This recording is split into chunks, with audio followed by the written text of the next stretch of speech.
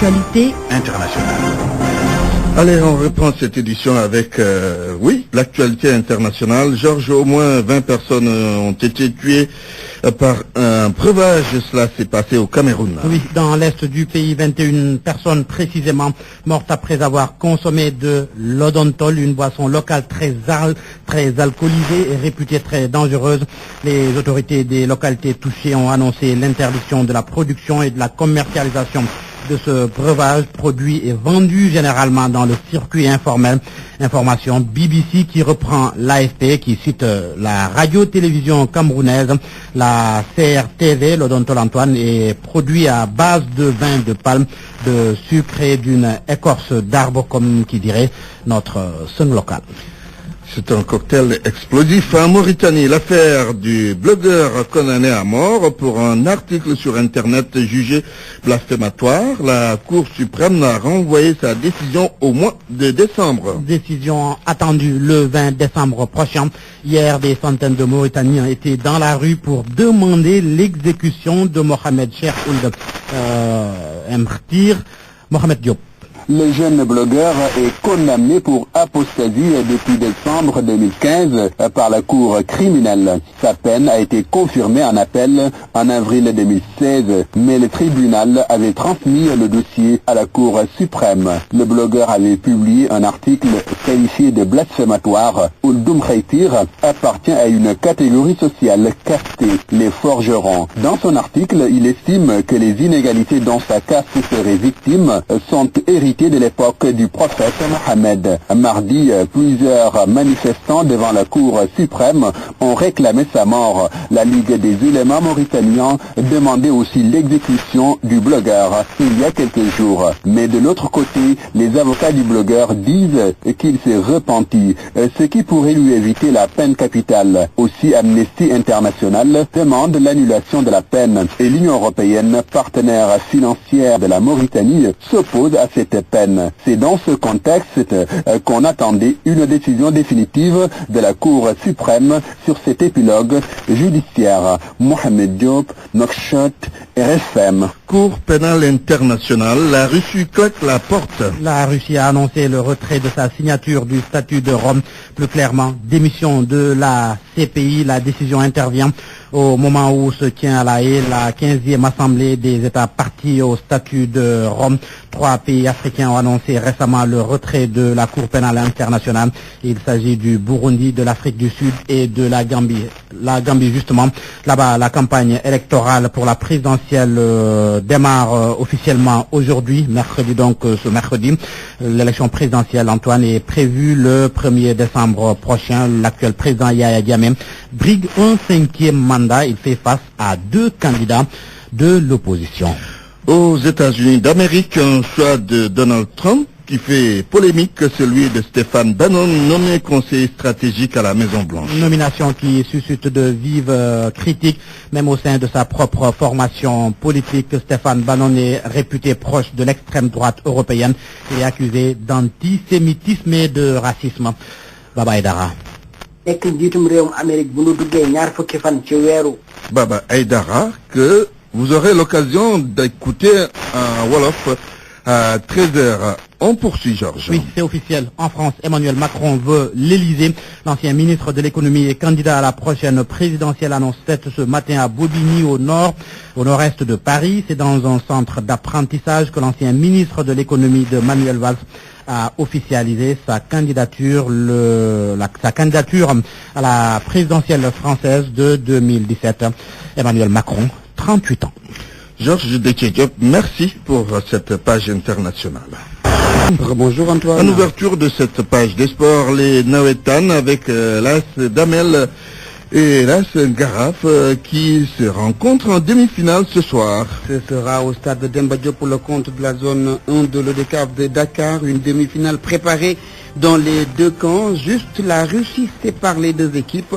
Du côté de Damel, le rouge et le blanc est de sortie et l'on se mobilise pour aller battre le voisin d'à côté qui sera vêtu de bleu et de jaune. Là-bas également, l'espoir et la confiance est au rendez-vous. Yari Kamara a rendu visite ce matin aux 2 camps.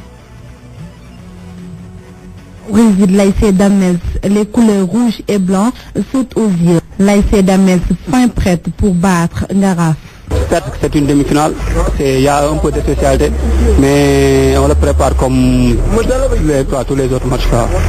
Et Inch'Allah, côté mystique, qui dit Naïtan dit mystique, là on est prêt. Il y a aussi l'aspect sportif. Qui dit l'ASC Damels dit que c'est une équipe qui est très très prolifique. Côté mobilisation, 10 cars pour transporter les supporters de Damels jusqu'au stade. Côté popularité, machallah, on est populaire. Et on a prévu de faire une caravane. On va sortir plus de 10 cars qui seront mis à la disposition des supporters pour qu'on aille tranquillement au stade, gagner le match et revenir en paix. Chez les Bleus de Ngaraf, le moral est bon, l'espoir est au rendez-vous. Mystiquement on est prêt, mentalement on est prêt, psychologiquement on est prêt. L'essentiel là, c'est un match à gagner, on va le gagner, Inch'Allah. Après, vers 13 tu vas voir le cachet, tout le monde va venir. Qui dit Navetan dit violence. Les dirigeants déclarent avoir bien sensibilisé les supporters. Oui, parce que durant toute la semaine. Ngaraf, Damels, un derby. En attendant le coup d'envoi ce soir du match comptant pour les demi-finales de la zone 2. Les supporters sont très agités. 2 ASC de la Médina donc qui se rencontrent aujourd'hui, l'ASC Ngaraf et l'ASC Damels.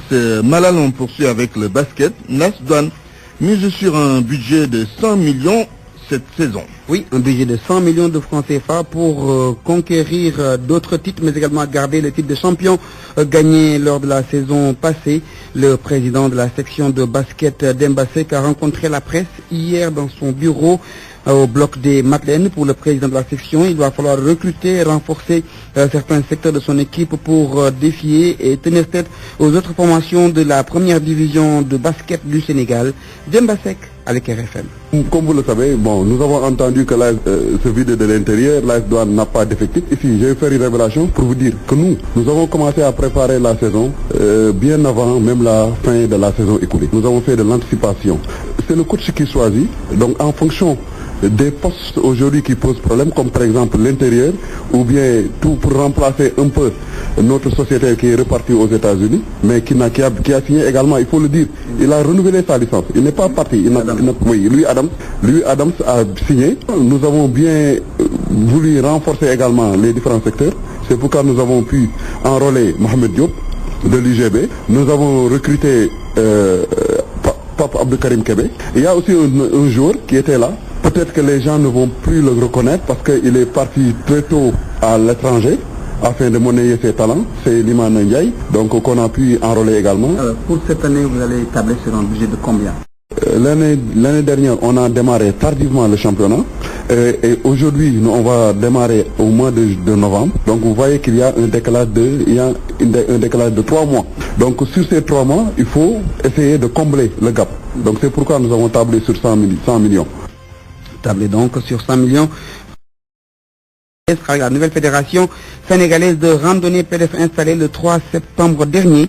Et déjà, le président est à pied d'œuvre pour installer les ligues régionales pour bien promouvoir cette discipline qui, selon Libas Ndong, président de la fédération sénégalaise de randonnée pédestre, peut aider à améliorer la santé des populations. Il était dans nos locaux ce matin. Nous avons, depuis samedi passé, mis en place la Ligue de Dakar. Ce qui veut dire que le programme majeur présentement de cette nouvelle fédération est de mettre en place les 14 ligues régionales pour que la randonnée vive au niveau de toutes les régions du Sénégal.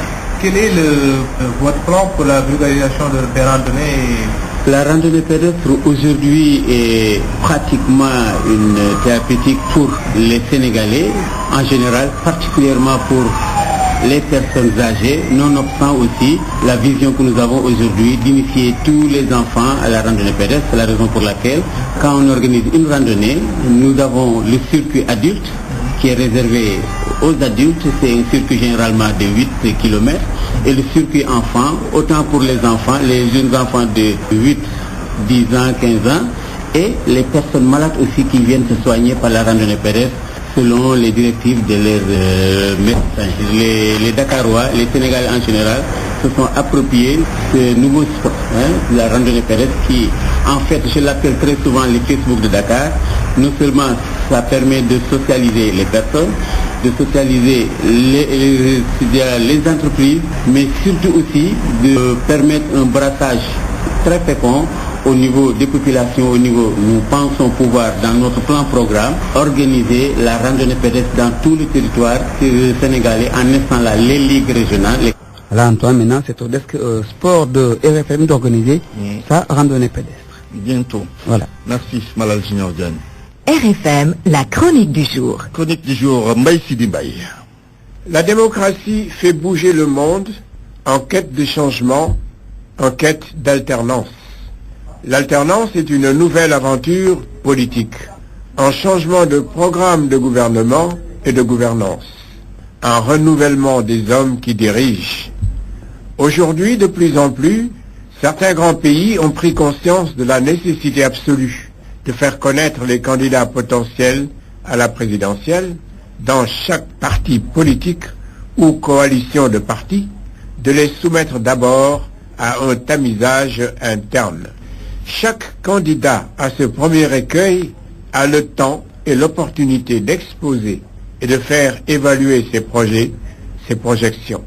Un vote départagera les prétendants. Celui qui remportera l'élection sera le candidat officiel du parti, de la coalition. Si le candidat retenu n'est pas le meilleur, on est au moins sûr qu'il est le moins mauvais. Après le choix du candidat interne, tous les autres doivent obligatoirement s'accorder et accepter de le soutenir. Les prétendants battus acceptent tous de faire un pas en arrière pour laisser un seul sous les projecteurs. Ce consensus politique offre ainsi une perspective stratégique plus cohérente et plus représentative. Il est évident que si le candidat commun gagne, il gouverne en coalition. À mon avis, il y a deux avantages à cette formule. D'abord, elle donne vie et réalité à la citoyenneté du militant, dont l'avis est déterminant. Ensuite, c'est un signal à l'endroit du candidat qui devra se souvenir et respecter scrupuleusement la charte et les clauses qui ont permis son élection. Dans d'autres continents, il arrive qu'on oublie volontairement et la charte et toute clause encombrante. Alors, les engagements deviennent caducs. À défaut d'un organe national d'éthique, il peut exister au sein du groupe qui a porté son candidat à la victoire une procédure particulière pour l'obliger à ne pas commettre une forfaiture. C'est une des obligations du citoyen. Veiller sur le respect des engagements qui ont fait élire un président de la République, par exemple. À mercredi prochain, Georges.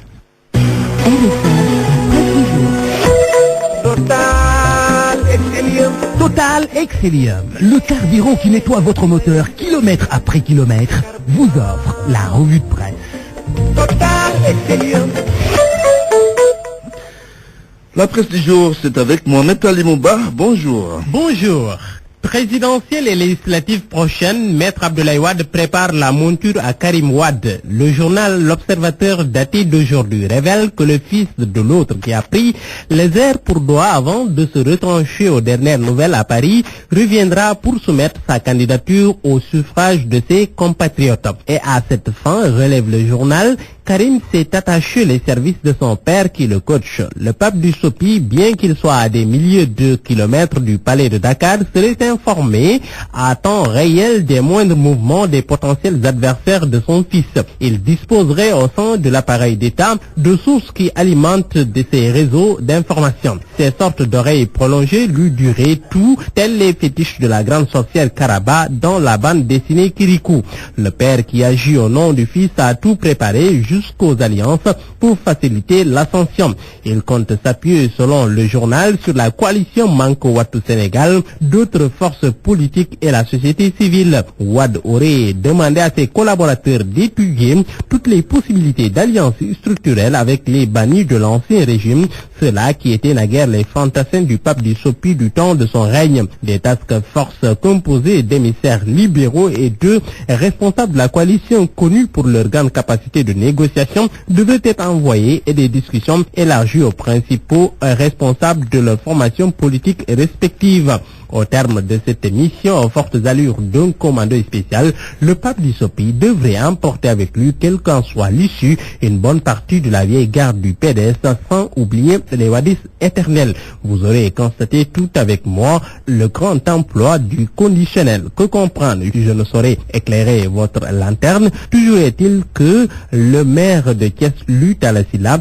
C'est de quoi ça retourne. Le maire de Thiès chante en tout cas Benno aux prochaines législatives. Benno avec qui? Avec Benno Bokyakar, souligne le quotidien. Tala théorise une liste unique, une liste commune avec Benno Bokyakar. Il veut une alliance entre son mouvement, Fal Askanwi, et d'autres sensibilités. Aux yeux du confrère, c'est une façon de marquer sa nette distance avec Idrissa Seck, avec qui il était en alliance aux dernières locales. Politique toujours, tous les chemins mènent à la ville sainte. En cette veille de Magal, le populaire constate des retrouvailles de grandes qui ne passent pas inaperçues. Retrouvailles Tanor Khalifa, accolade des civilités en deux responsables politiques pour le plaisir des photographes qui immortalisent la scène. Tanor zappe la politique quand Khalifa sache encore. Nous ne serons les valets de personne, a-t-il lâché. Pétrole et gaz sénégalais, Cosmos Énergie affiche ses ambitions. Le PDG assure, nous réaliserons un programme de forage multiple qui devrait commencer dès la mi-2017. La compagnie a triplé, selon le journal Enquête, son budget d'exploration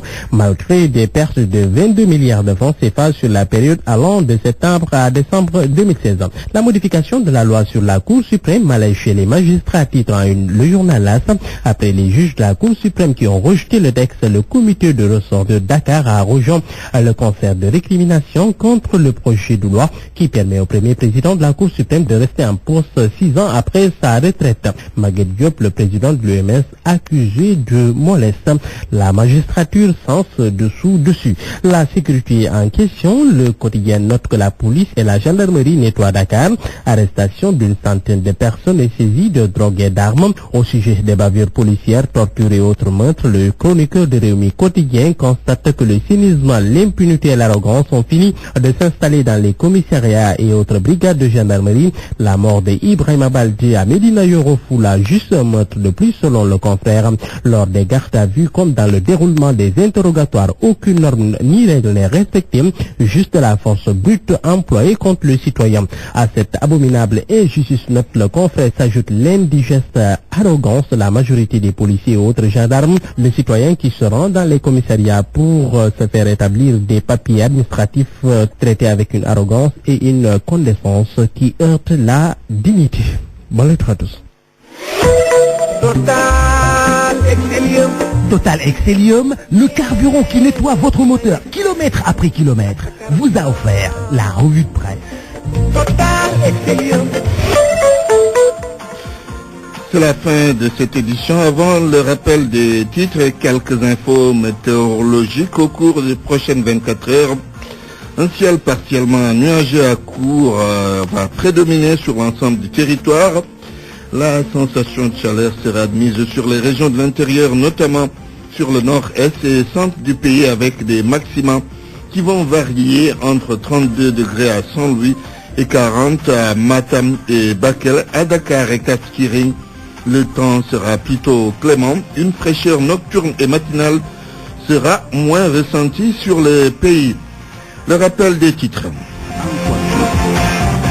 La Cour suprême au devant de l'actualité avec le maintien annoncé de son premier président à la tête de l'institution. Le professeur de droit public Babary Camara prône la voie du dialogue entre l'UMS et le gouvernement.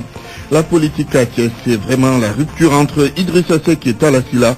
L'ancien président de l'Alliance Jeff Diel a tourné le dos à Seck et cherche d'autres alliés pour les élections législatives de 2017. Des milliers de tonnes de riz et sucre sur le marché de Touba, c'est pour un bon approvisionnement durant la période du Magal. Aucune pénurie n'est envisageable. Journal présenté par Antoine Diouf, à la technique Abdoulaye Didi Diop. À la régie, il y avait Pape Oumar Diao. Toutes nos excuses donc pour ces impairs techniques. Tout de suite, le journal du Magal avec Daouda Diouf, l'un de nos envoyés spéciaux dans la cité religieuse. À vous, Daouda.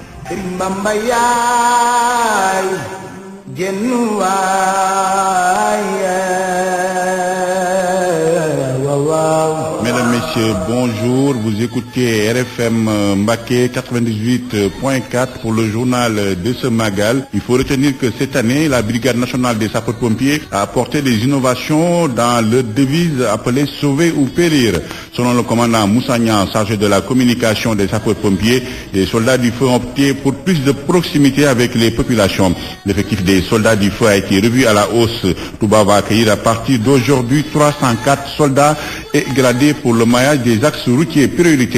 Pour secourir à temps les victimes, des détachements vont être installés à Touba pour réduire les distances. 28 ambulances, dont 20 sur les axes routiers principaux menant vers la ville sainte, seront donc en place, de même que 5 engins d'incendie verront donc le jour dans les périphéries de Touba. L'objectif pour cette année, selon la Brigade nationale des sapeurs-pompiers, c'est donc d'être beaucoup plus proche des populations. Parlons maintenant de ce casse-tête des charretiers originaires des régions de Kaolack, Fatick et une bonne partie de Diourbel. Ces gorgorlos qui profitent du Magal pour assurer la dépense quotidienne via la charrette qu'ils transforment en moyen de transport sont victimes de ce qu'ils appellent des règles établies par la mairie de Touba. Ils sont obligés de débourser 3 000 francs pour payer une taxe municipale qu'ils n'arrivent pas à expliquer. Migui Maram Ndiaye a emprunté une charrette. Des chevaux qui trottinent.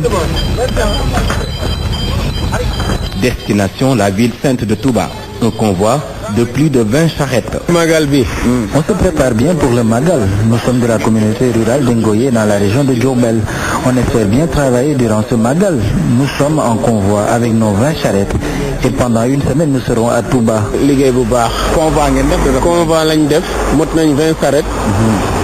C'est parti pour une semaine de travail. Ils viennent des localités environnantes et se frottent les mains à l'occasion du Magal de Touba. On est là pour le Magal, on va rendre hommage à Serigne Touba comme tout le monde. On travaille tout de même dans le secteur du transport, moyennant 100 francs les tickets. Mais ils dénoncent les taxes municipales qui leur sont imposées. Nos soucis, ce sont les taxes. Chaque charretier doit payer 3 000 francs pour travailler, selon la mairie de Touba. Et des agents sont chargés de nous faire payer les taxes. Nous qui sommes étrangers à Touba. À Touba, pour le transport des pèlerins, ces charrettes font partie des moyens les plus efficaces. À la fin du Magal, ils espèrent retrouver leur famille avec les poches bien remplies. Merci à Migui Maram Ndiaye. Si les charretiers se plaignent, par contre, les voyageurs qui comptent emprunter le petit train banlieue pour se rendre à Touba peuvent s'estimer heureux déjà. Ils pourront voyager dans un confort et une sécurité assurée. C'est ce que nous dit en tout cas le nouveau directeur du PTB, Oumar Boun Khatab Silla, au micro de Jeu Diop. Petit train de banlieue, Sahar Boumouta Youkou Touba. Petit train de banlieue.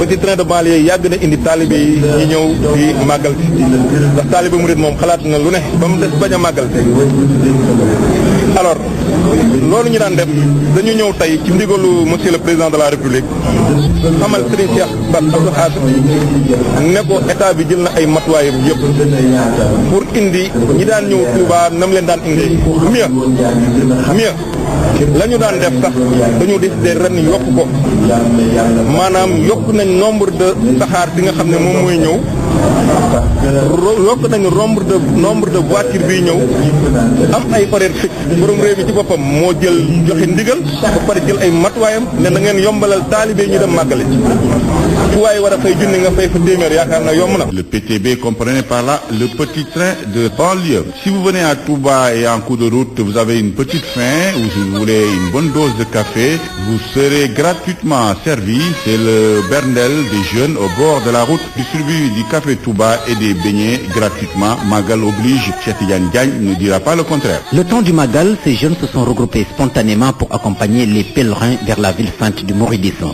À partir de Thiès, le long de la route, ils servent aux voyageurs à manger et à boire. On rend grâce à Serigne Touba.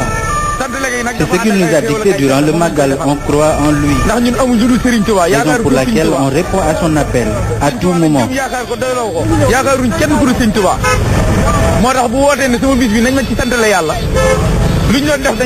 La plupart de ces jeunes dévoués à la cause de Serigne Touba, dans un élan solidaire, se cotisent pour entretenir les pèlerins. On fera tout pour Serigne Touba, même plus. C'est la deuxième fois qu'on effectue cette initiative. On donne des beignets, du café, entre autres. On n'arrive pas à évaluer la somme investie, mais des sacs de sucre, de café, entre autres, sont achetés pour le berler. Ce disciple de Cheikh Ahmadou Bamba qui est tombé sur cet acte de bienfaisance salue cette initiative. Bon, l'acte posé est quelque chose à magnifier parce que le vénéré Cheikh Ahmadou Bamba, Khadim Rassoul, avant de partir rencontrer les Blancs lors de quand on voulait le déporter au niveau de Gabon en 1895, il a appelé à venir magnifier l'existence du Très-Haut en faisant des actes, en donnant ce qu'on a de plus cher, en partageant ce qu'on a de plus cher pour renforcer l'acte que les musulmans ont, c'est de partager, c'est la paix, c'est l'amitié. Durant tout le Magal, à l'aller comme au retour, ces jeunes fidèles comptent accompagner ces talibés pour assouvir leurs moindres besoins.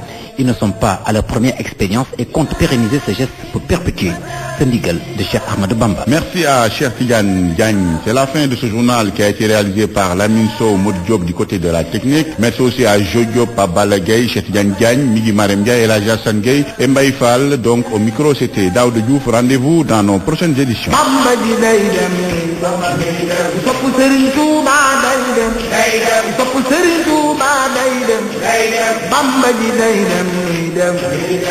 Cheikh Rafal day dem Mam Cheikh Rafal day dem Mam Cheikh Rafal day dem Mam Cheikh Rafal day dem Cheikh Ibrahima Fall day dem Mam Cheikh Rafal day dem Mam Cheikh Rafal day dem Cheikh Ibrahima Fall